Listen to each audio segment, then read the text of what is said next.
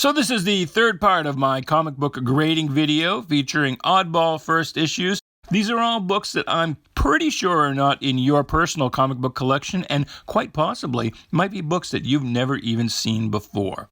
The first two parts are linked in the description below. This video picks up right where we left off in part 2, so sit back, relax, and have some fun.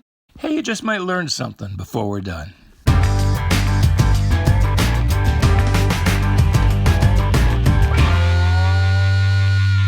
Alright, so now we're at Happy Days again. Let's bring in this one, because I think this one was number 1. And there it is. Happy Days number 1, 1979.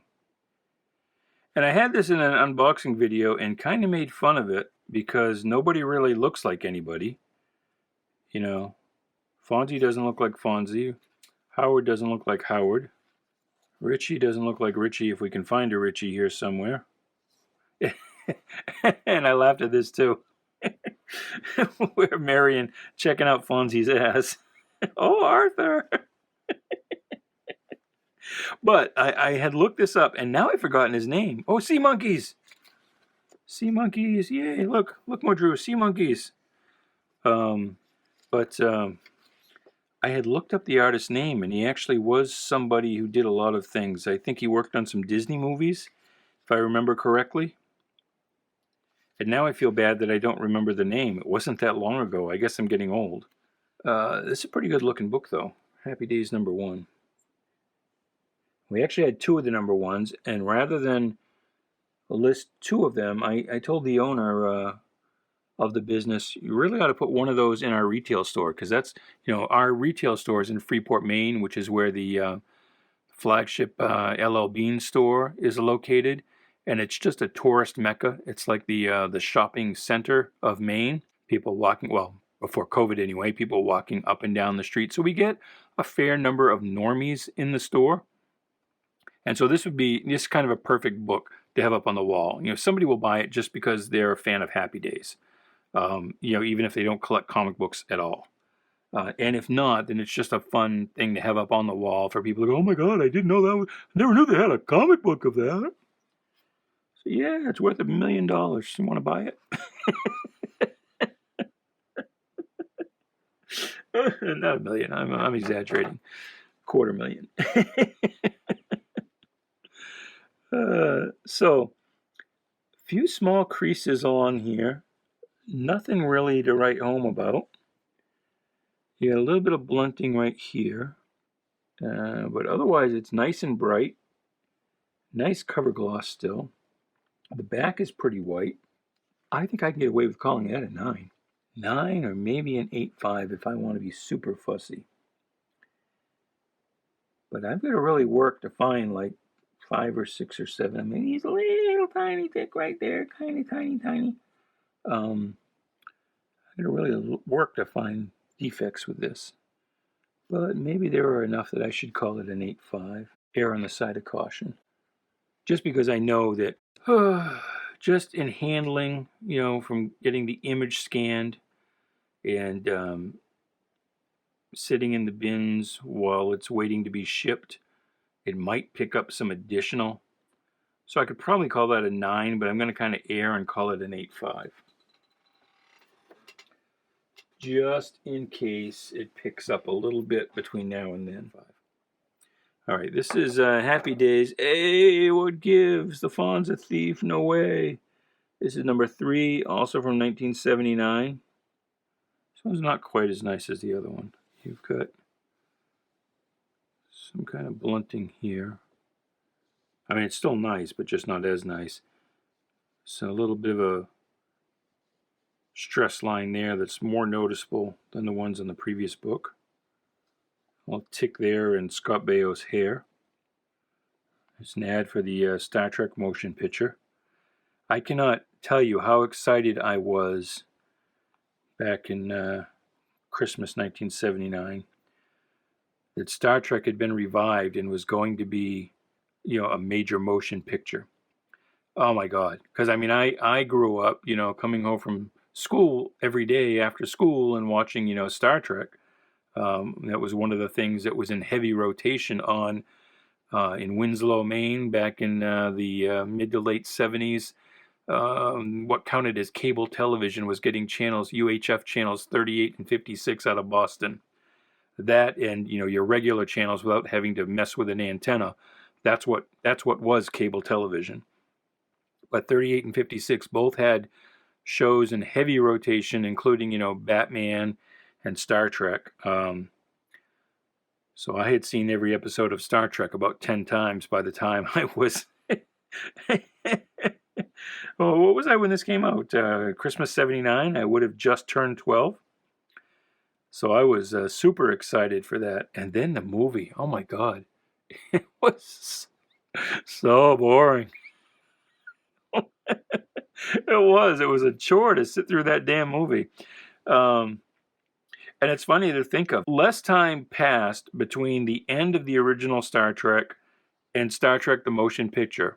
Because you think today it was something that was a property that was dormant for years and years and years. Well, it was about 10. Less time has passed between the original series Star Trek and the first motion picture than has now passed since Firefly, or even since the Serenity movie. So I keep wishing for some kind of a reboot of the verse of Firefly. Probably not going to get it just because of the amount of time that has passed. So anyway, I think this one's going to be a, I think this one's going to be a 7.5. I think we're going to call it a 7.5. I could probably get away with an 8, but again, you got kind of a little heavy there. So Judge Dredd, he is the law, from Eagle Comics, and this would have been a reprint of the British series with art by Brian Ballard, but it is also, I believe, the first appearance of Judge Dredd in the United States. This would have been early 80s, 83. It's in pretty good shape. Got some dinging down here. Light stresses, 6 or 8 along here. Only really that one barely breaks color. A little blunting there. In the back you got a few small stresses. Oh, and a few more right there. So you have 4 or 5, 6 stresses just right in this area. And you can see that the spine is bowing like it wants to roll. It's not quite a spine roll, but it's bowing like it kind of wants to. So I'm going to end up calling, you got a little pucker nick there. I'm going to call that a 7.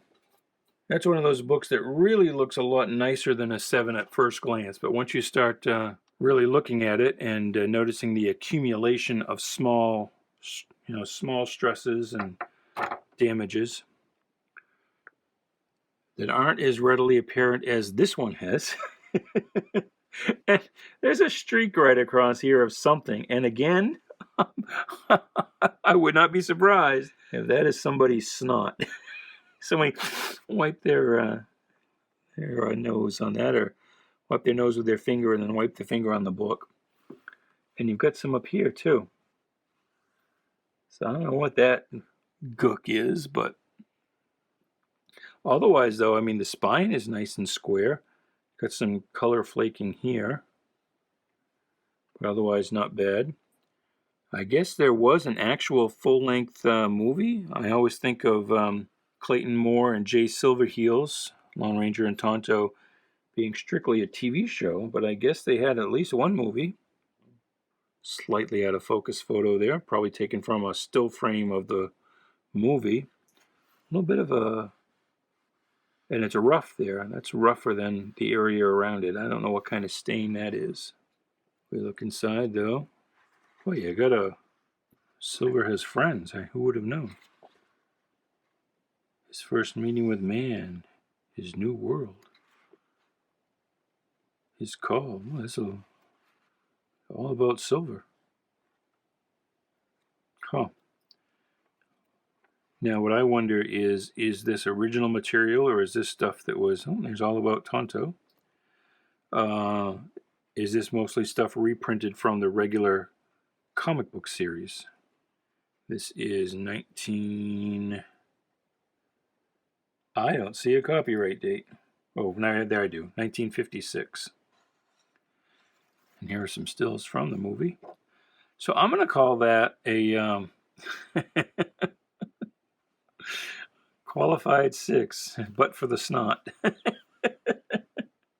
I think I can call that a 5.5.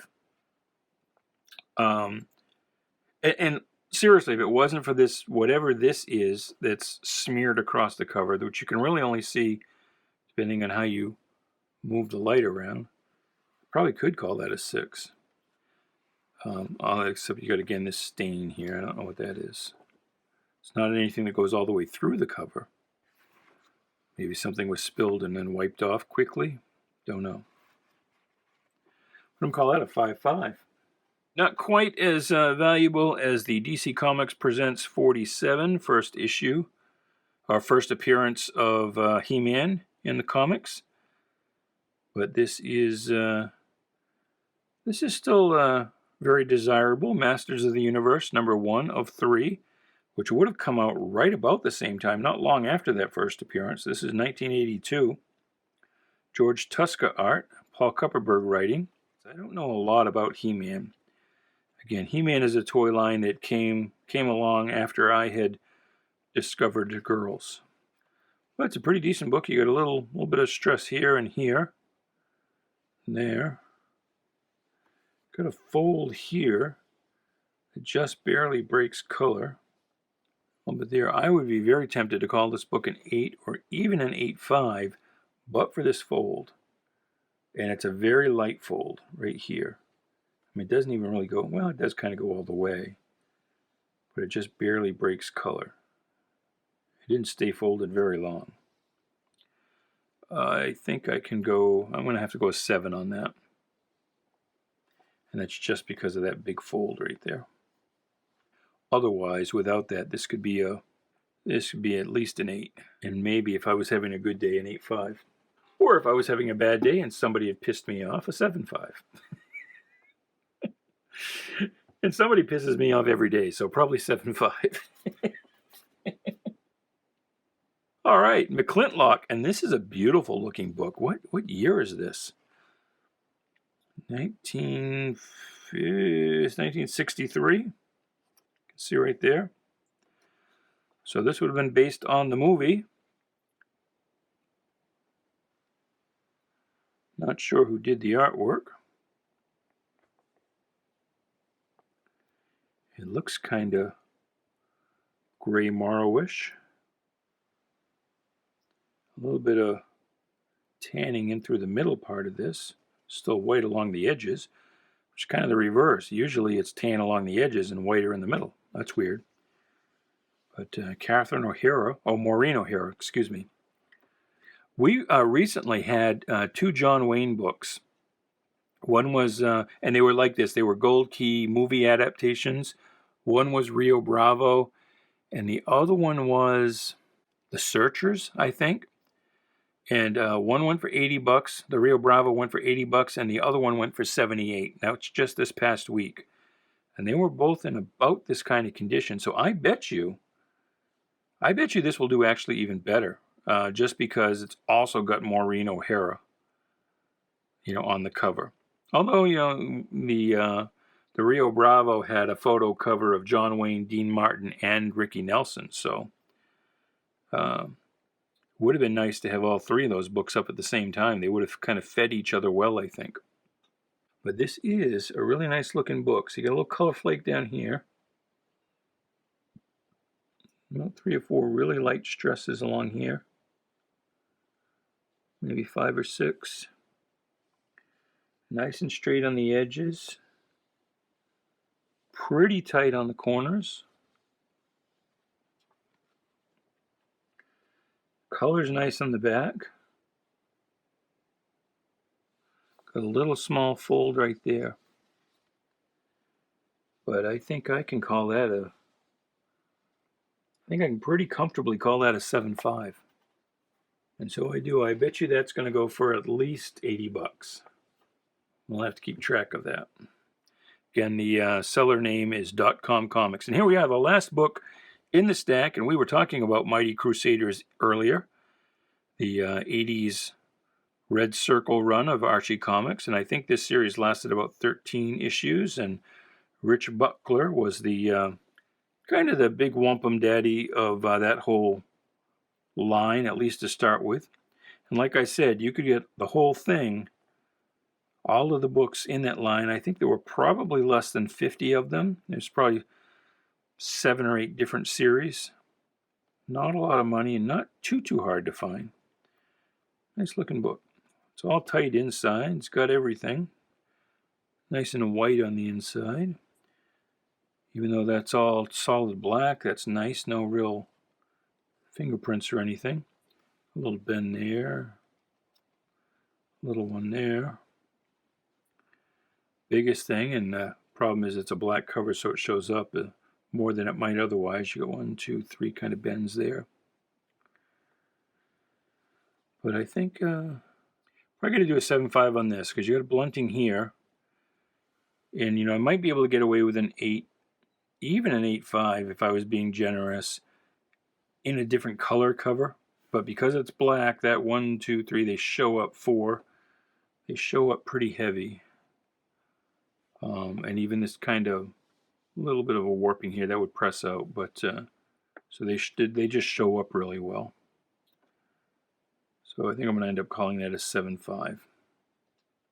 So, I mean, I'm calling this a 7.5 and this a 7.5. And you're like, well, what's the difference? Well, I mean, technically this probably has more wrong with it. Not that there's much going on wrong at all. This one has kind of fewer issues, but they just show up so much more that it really detracts from the overall eye appeal.